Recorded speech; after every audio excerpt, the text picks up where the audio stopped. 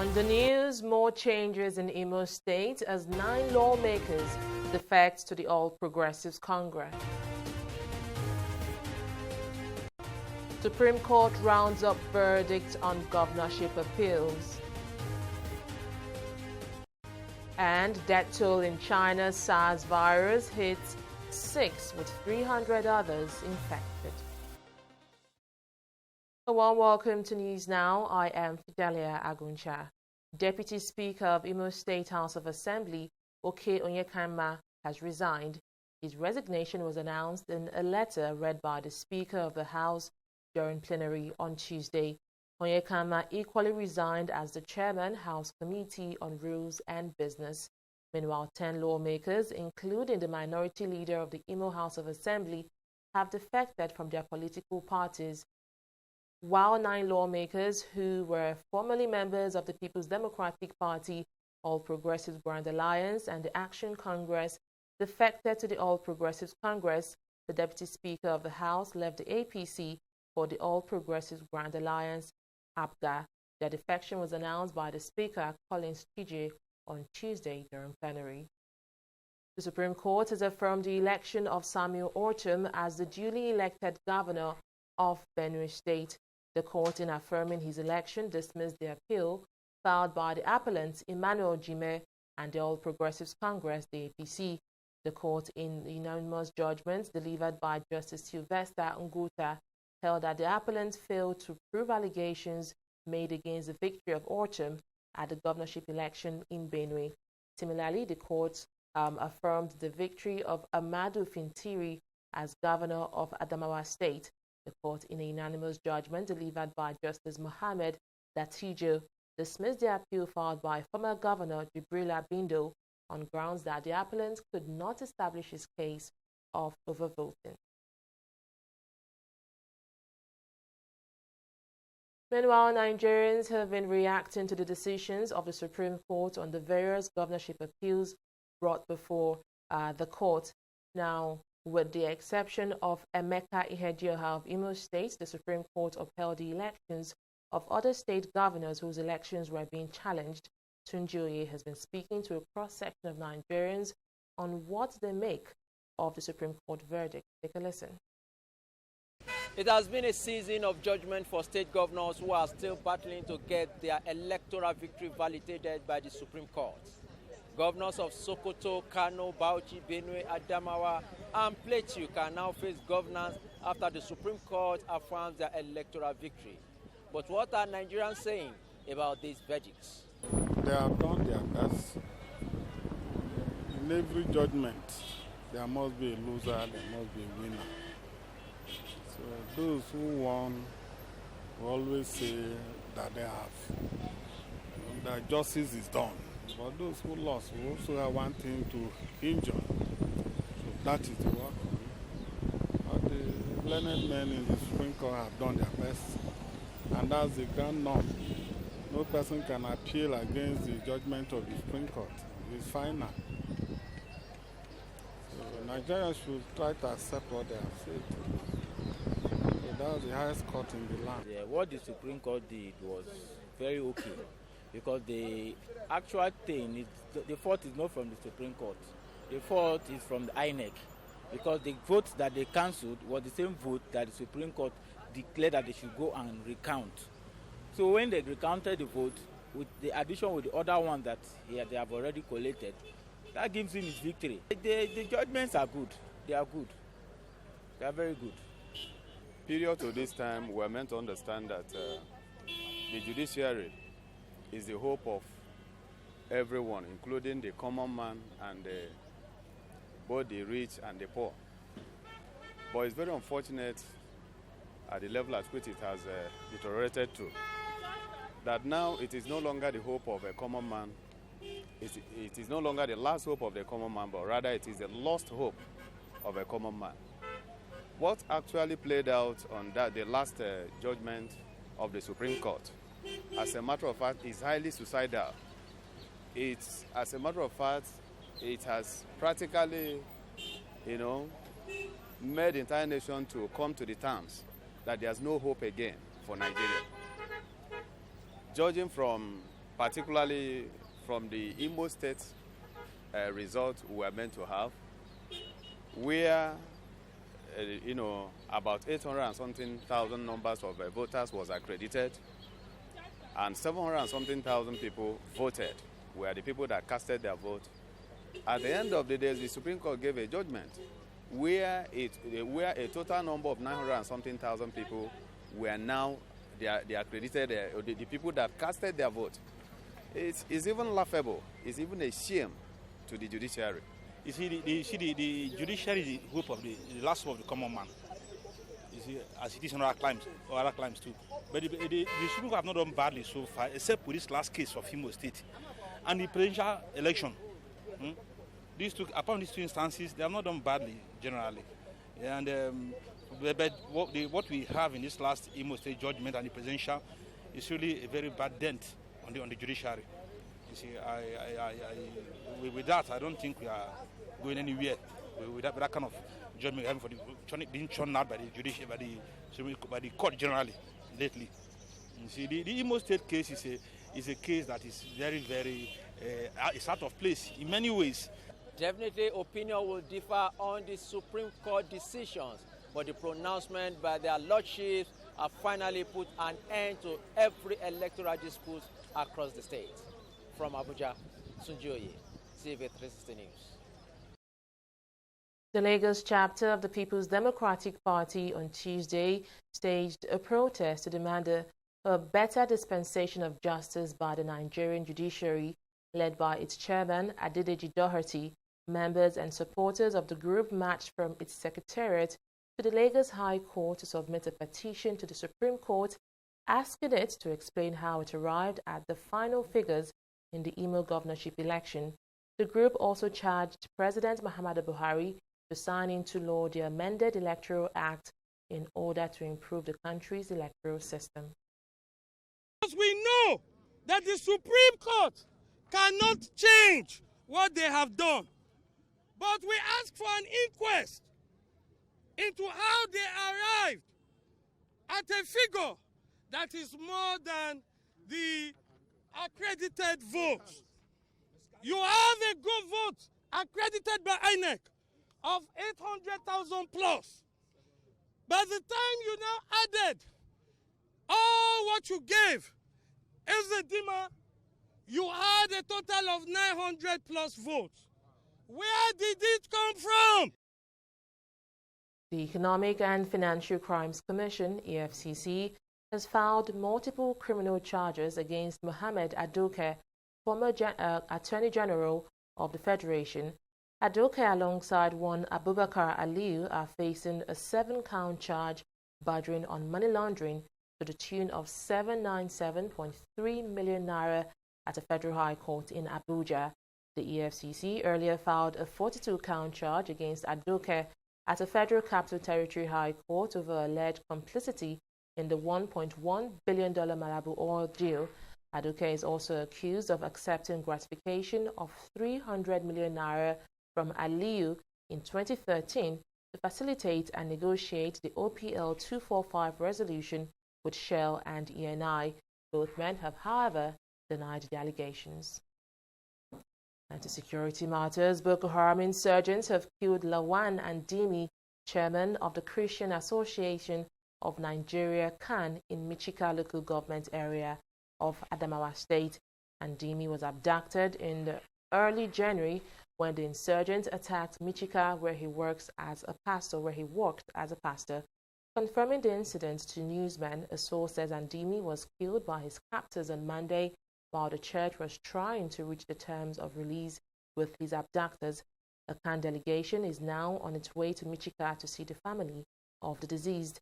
Days after his abduction, the clergyman had, in a video clip released by the insurgents, asked the governor of Adamawa State, Amadu Fintiri, to rescue him. The news of Andimi's murder comes a week after Boko Haram released a video claiming it also killed a Christian in Borno State, northeast Nigeria. Men of the Lagos Police Command on Tuesday barricaded the Ganifawa Imi Park, where a protest against the federal government's ban on Operation Amotekun was scheduled to hold. The planned protest was organized by the Yoruba World Congress in all 6 southwest states to show support for the creation of the regional security body. There is more in this report. This is the Ganifawa Park, Ojota, no longer accessible to all. Major entry points to the public park has been cordoned by armed police officers who besieged the venue as early as 8 a.m. on Tuesday. The park was meant to serve as a converging point for members and supporters of the rally tagged Amotekun Solidarity Walk. But a heavy security presence did not stop the protesters from expressing their grievances. 23 state governments in Nigeria have security initiatives. 23. Maybe you don't know. I can count them for you. And I'm sure in your estate, wherever you are, you must have a neighborhood watch. So if Amotekun is illegal, then those ones are illegal. Hisba is illegal. Joint Civilian Task Force in Borno is illegal. But then he is not the law. He is just a lawyer, an attorney general, who has to go and defend his position in court. We will be there to meet him. While the group argues that Amotekun is legal and should be allowed to operate, senior lawyer Robert Clerk is saying otherwise. In every state, before a governor can exercise executive powers that is not in the Constitution, it must create a law that allows him to do so. So, in the present Amotekun case, each governor should have gone back to his House of Assembly and get each House of Assembly to pass a law allowing that governor to create that outfit known as Amotekun. Because what they are now doing, collectively they are creating Amotekun. There is no legal basis for it. The lawyer's view is opposed by members of the Yoruba World Congress, who say the security outfit was created out of a necessity to protect lives and property in the Southwest. Going through the National Assembly and all that process might not be critical. People are dying, lives are being lost every day, and it has become critical. And this process was approved by democratically elected governors in the Southwest. And it becomes very pressing and urgent for us to take our security into our hands. Nobody knows the land more than the land inhabitants, the people residing in the land. So it's a security matter, and it is paramount by all means. Amotekun was declared illegal by the Attorney General of the Federation, Abubakar Malami, 2 days after its inauguration, on grounds that the issue of defense is expressly vested on the federal government. Fidelia Aguncha, TV360, Lagos. The federal government has reaffirmed its commitment to ensuring access to affordable health care and social protection for members of the developing D8 countries. Minister of State Foreign Affairs Zubairu Dada gave this assurance during the signing of the Headquarters Country Partnership Agreement for the D8 Health and Social Protection Program Office in Abuja. The HSP programs hope to unlock the market potential in health among member countries, from which resources will be leveraged to fund the key intervention pillars of health, nutrition and poverty, namely access to essential health services, improving the quality of care, governance and human resources for health, preventing non-communicable diseases and providing social protection. Furthermore, the program hopes to use innovative financing tools and mechanisms to generate enough domestic resources to fund these interventions. Over the years, we've depended so much on funding from donors. We should go beyond that. So we are moving from aids to trade. So we are going to unlock the huge potential of the private sector along the value chain. So we want to encourage trading between the member countries. This will undeniably bring about the desired growth that we believe will facilitate structural transformation of our economies. It is therefore important that we as member states continue to share our experiences towards making the program a huge success. I wish to reaffirm Nigeria's commitment in ensuring the success of this initiative, as well as our willingness to collaborate with other member states and other stakeholders in ensuring that our citizens receive access to affordable health care and robust social protection. Well, news now will continue in just a moment. Don't go away. In the last 3 years, we have built a multi-purpose center, which is the envy of all in our constituency. And I can tell you that the people who are living there are already enjoying it. Guy, do you think what this man just said is true? See, I seriously doubt. I'm sure it's one of those their silly lies. And wait, do you know there's a way to find out if these things he's saying is true or not? This is the Construct app. It gives people like us a sure way to track implementation of constituency projects. It gives valid and verified information on location of projects, amounts allocated, amount funded, the level of job done, and even the profiles of concerned legislators. You and I can post directly on this app. Are you serious? This is the Go-To app if you want to know how our Commonwealth is being expanded by the government. Wow. Let's even see if what this man said is true. Show me. The Construct app is developed by Other People Nigeria with support from USAID and is available on both Google Play Store and Apple Store. And it's true. Of course, I told you.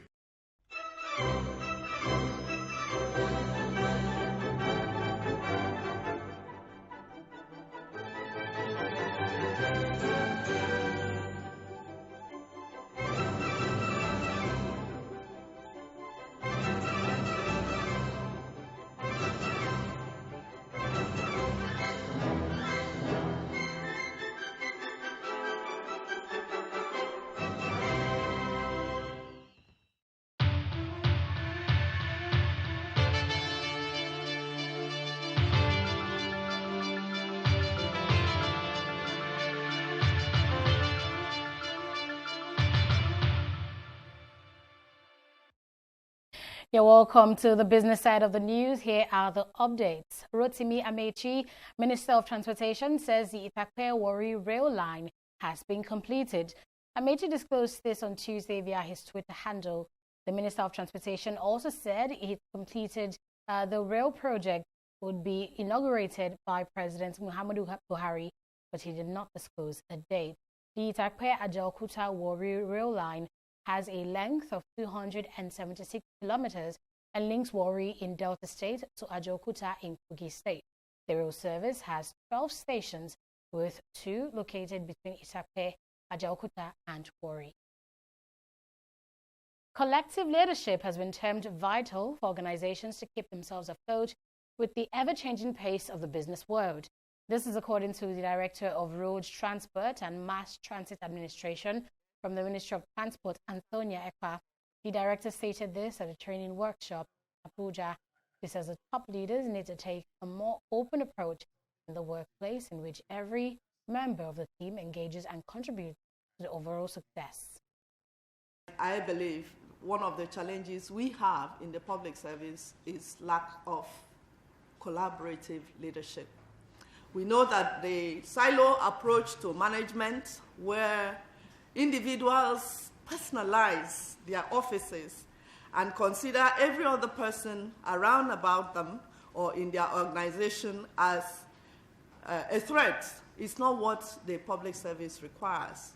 Civil service, public service, organizations, whether they are civilian or military or paramilitary or even legislative, whatever these organizations are in the country, they do require leadership.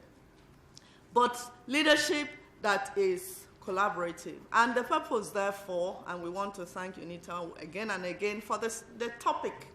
The purpose of this meeting is for us to synergize, to understand, first and foremost, the components of leadership. Oil prices rose to their highest in more than a week on Monday after 2 large crude production bases in Libya began shutting down amid a military blockade, risking reducing crude flows from the OPEC members to a trickle. Brent crude was up 41 cents at $65.26, having touched earlier at $66 a barrel, and that's the highest since January 9th. The West Texas Intermediate contract was up 27 cents, and that's at $58.81 a barrel after rising to $59.73 a barrel, the highest since January 10th. 2 major oil fields in southwest Libya began shutting down on Sunday after forces loyal to Khalifa Haftar closed a pipeline potentially cutting national output to a fraction of its normal level, the National Oil Corporation said. The closure, which follows a blockade of major eastern seaports, risks taking almost all the country's output offline. We'll return to give you updates on the Nigerian stock market after this.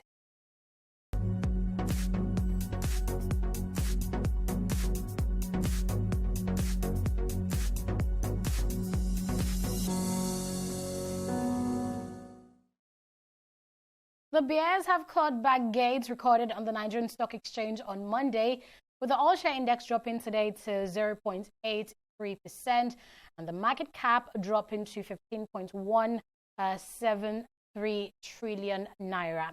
Let's see the worst sell-offs today recorded here in Dangote Cement, Guarantee Trust Bank. We also see that Access Bank and BUA Cement are recording losses on the market. On the other hand, the percentage gainers here are WAPCO, that's Lafarge Africa PLC, and Nigerian Breweries, which are gaining by 1 naira and here by 9 kobo per share. Moving on, we'll also see the other percentage gainers, including MTN Nigeria and O&O, with gains of 2 and 8 kobo respectively. And here's our market summary. Over 272 million shares traded, valued at over 3 billion naira, and those were transacted in just almost 5,000 deals. And onto the foreign scene, we see how global equities are doing not so well either, with market indicators showing here that both the FTSE, Dow Jones and Nikkei are slumping today. Fidelia Aguncha will be right back to bring you updates on the sports and international scene. You stay with me. In the last 3 years, we have built a multi-purpose center, which is the envy of all in our constituency. And I can tell you that the people who are living there are already enjoying it. Guy, do you think what this man just said is true? See, I seriously doubt. I'm sure it's one of those their silly lies. And wait, do you know there's a way to find out if these things he's saying is true or not? This is the Construct app. It gives people like us a sure way to track implementation of constituency projects. It gives valid and verified information on location of projects, amounts allocated, amount funded, the level of job done, and even the profiles of concerned legislators. You and I can post directly on this app. Are you serious? This is the go-to app if you want to know how our Commonwealth is being expanded by the government. Wow. Let's even see if what this man said is true. Show me. The Construct app is developed by Other People Nigeria with support from USAID and is available on both Google Play Store and Apple Store. And it's true. Of course, I told you. Officials in China are racing to contain the spread of a new virus that has left at least 6 people dead and infected more than 300 others. Wuhan, the central Chinese city where the coronavirus was first detected, announced a series of new measures on Tuesday, including the cancellation of upcoming Lunar New Year celebrations, expected to attract hundreds of thousands of people. Tour agencies have also been banned from taking groups out of Wuhan, and the number of thermal monitors and screening areas in public places have been increased. The new measures comes after Chinese President Xi Jinping ordered resolute efforts to curb the spread of the virus on Monday. Meanwhile, the World Health Organization, WHO, will hold a meeting on Wednesday to determine if this constitutes a public health emergency. Manchester United has been charged by the Football Association with failing to control their players during a Premier League clash with Liverpool. The FA, in a statement, said it is charging the club with a breach of FA rule. The charge relates to an incident where United players confronted referee Craig Pawson after he had initially allowed a goal by Liverpool's Roberto Firmino during Sunday's Premier League match. The incident, which happened in the 26th minute, saw David De Gea react angrily to a challenge from Virgil van Dijk before VAR intervened. Manchester United have until Thursday to respond to the charge. They lost 2-0 to Liverpool, their second defeat in Premier League matches, which leaves them 5 points outside the top 4. And that is the news now. Many thanks for joining us. I am Fidelia Aguncha.